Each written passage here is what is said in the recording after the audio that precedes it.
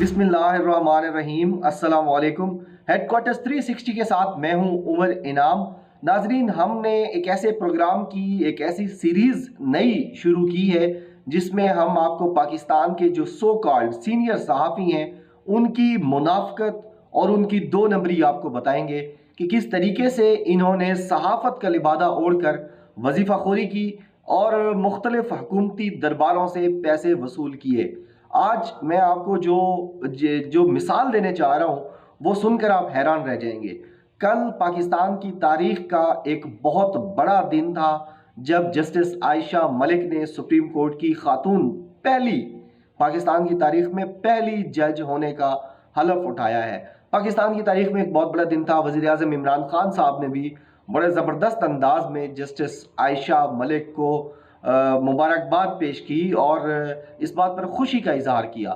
लेकिन नाजरीन, औरत मार्च वाले जो पाकिस्तान की जो भी बुरी चीज़ हो उसको सामने लेकर आते हैं और फिर औरत मार्च की वो जो सर फहरिस्त में आगे पहली सफ में हमें ख़वातीन नज़र आती हैं, वो सब भी अब 24 घंटे से ज़्यादा गुजर चुके हैं, बल्कि 30 घंटे गुजर चुके हैं, खामोश हैं, बिल्कुल खामोशी है। मर्द और ख़वातीन जो अपने आप को लिबरल्स कहते हैं, जो अपने आप को रोशन ख्याल कहते हैं, ह्यूमन राइट एक्टिविस्ट कहते हैं, वो सारे के सारे खामोश हैं।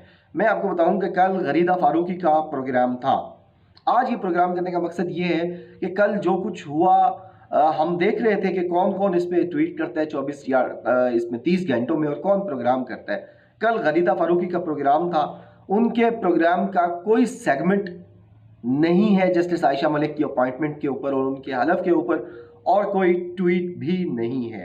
इसी तरह सरकारी तौर पर हज करने वाली और हर गैर मुल्की दौरे में साथ होने वाली, जब नवाज शरीफ और मरीम नवाज वापस आए थे और उनको गिरफ्तार किया गया था लाहौर एयरपोर्ट से, उस वक्त भी ये सरकारी जो हाजन थी, ये साथ थी आसमा शिराजी, इन्होंने भी कोई प्रोग्राम का सेगमेंट नहीं किया इसके ऊपर और ना ही कोई ट्वीट की।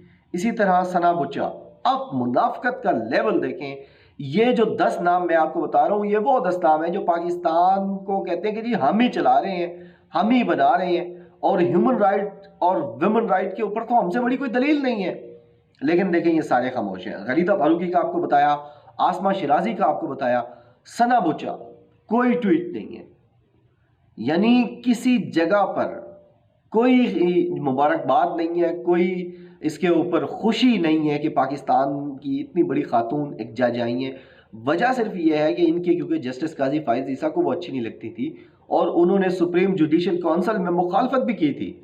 वो भी खातून, ख़वातीन और इंसानी हकूक़ का सबसे बड़ा अलमबरदार बनते हैं काजी फाइज ईसा, लेकिन वो भी जस्टिस आयशा मलिक की जो अपॉइंटमेंट है, जो मेरिट के ऊपर थी, जो इस तरह की पहले भी मिसालें मौजूद हैं सुप्रीम कोर्ट में कि सुप्रीम कोर्ट का चीफ जस्टिस और सुप्रीम जुडिशल काउंसिल जिसे चाहे एलिवेट करके सुप्रीम कोर्ट ला सकती है, वो पूरे मेरिट पे उतरी नहीं, कोई उनकी इस तरह की शिकायत नहीं थी। उसके बावजूद पहले काजी फाइज ईसा उनकी मुखालफत करते रहे और फिर काजी फाइज ईसा के ये बगल बच्चे और सारे वजीफ़ाखोर सहाफ़ी, दरबारी सहाफ़ी हामिद मीर, यानी आप अंदाज़ा करें, हामिद मीर जैसा शख्स भी अपनी जो मुनाफकत से 40 साल सहाफ़त करता रहा है और पाकिस्तान को उसने आगे लगाया हुआ था सबको कि मैं ये हुकूमतें बनाता और गिराता हूँ, वो भी इस अहम मामले के ऊपर खामोश है।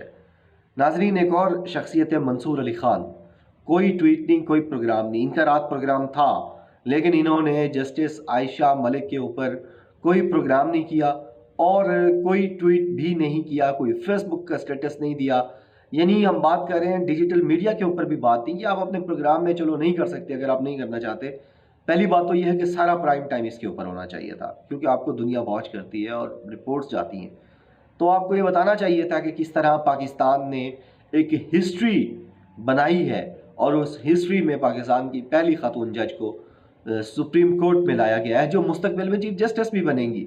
लेकिन कोई ट्वीट नहीं है, कोई जो है वो जनाब प्रोग्राम नहीं है। और अगर यही जस्टिस आयशा मलिक इनके लाइक माइंडेड होती, इनके मालकों को वहाँ से रिलीफ मिलने की कोई उम्मीद अगर नज़र आ रही होती, तो ये सारे आपको घुंघरू डालकर नाचते हुए नज़र आते और लिटरली नाजरीन ये नाच रहे होते।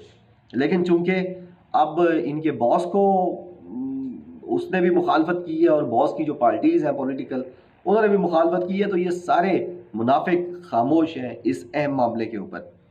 طلعت حسین ویسے تو وہ پروفیسر ہیں اور بڑے لمبے لمبے لیکچر اور موریلٹی اور ایتھکس اور ویمن رائٹس اور پتہ نہیں کیا کیا جو ہے وہ ان کے بھاشن سننے کو ملتے ہیں، لیکن ناظرین اس پہ دیکھیے کہ وہ بالکل خاموش ہیں۔ اس کے علاوہ عمار مسعود کو آپ دیکھ لیں، عمار مسعود جو ایک ادبی شخصیت کے بیٹے ہیں، اور پتہ نہیں انہوں نے کیا گناہ کیا تھا بچپن میں انور مسعود صاحب نے کہ یہ عمار مسعود جو ہیں یہ ان کے اس طرح کے فرزند بنے ہیں، تو انہوں نے بھی اس کے اوپر کوئی ٹویٹ نہیں کی۔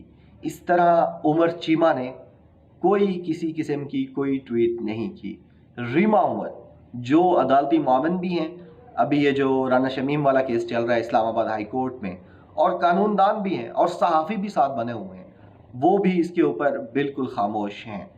اس کے علاوہ اعزاز سید جو یہ جیو کی بڑی رپورٹنگ یہ وہ اور حامد میر کے ساتھ مل کے انہوں نے بھی وہ بڑے لیڈرشپ اور اس طرح کی چیزیں کرتے ہیں، وہ بھی بالکل خاموش ہیں۔ متی اللہ جان بھی اس کے اوپر مکمل طور پر خاموش ہیں۔ شاہزیب خانزادہ بھی اس کے اوپر خاموش ہیں۔ جاوید چودھری بھی خاموش ہیں۔ یہ دیکھیں یہ کیسے ہو سکتا ہے کہ ایک جو ہے وہ اتنی بڑی چیز پاکستان میں ہو جائے اور یہ سارے یعنی یہ کوئی ایسا کو انسیڈنس نہیں ہے کہ یہ سارے خاموش ہیں، یہ ایک جان بوجھ کر ایک ایسی کیمپین چلائی جاتی ہے کہ اگر کسی کو پروموٹ کرنا ہے تو سارے مل کے کرتے ہیں، سارے وظیفہ خور، سارے درباری صحافی، اور اگر کسی کو نہیں کرنا، کسی کی مخالفت کرنی ہے تو پھر بھی یہ سارے وظیفہ خور صحافی مل کر کرتے ہیں اس کی مخالفت۔ اور ان میں اتنا اتحاد ہے ناظرین کہ یہ آپ کو میں نے 12 نام بتائے ہیں، یہ ان میں سے آپ دیکھ لیں 15 نام میں سے کسی ایک نے کوئی ٹویٹ نہیں کی، کیونکہ کوئی حکم نہیں تھا، بلکہ روکا گیا تھا کہ آپ نہ اس کو زیادہ ایڈمائر کریں اور زیادہ ہائپ کریٹ نہ کریں اس چیز کی، تو وہ بالکل نہیں کی گئی۔